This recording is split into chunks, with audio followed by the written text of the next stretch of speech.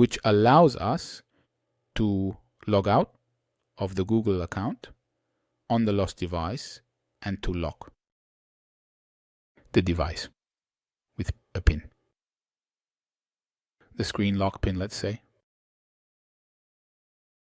And as the last option, the factory data reset of the device, which allows us to completely erase what is on the device.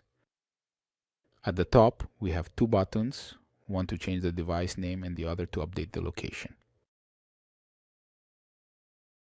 If we click instead, in the center of the map where our device is indicated, it opens Google Maps, which allows us to navigate directly to the device. As the final option, we have the remote lock located at the top right. This is the option we activated in the settings earlier when we were on the Android device.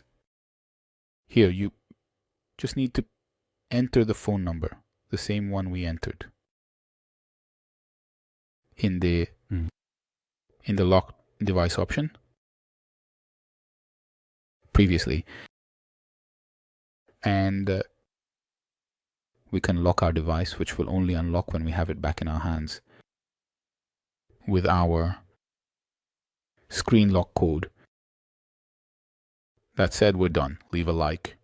If it was helpful, subscribe to the channel for more PC solutions. And also write to me in the comments if you have questions or which Google service you would like to see next in a video. That said, goodbye until next time. Bye.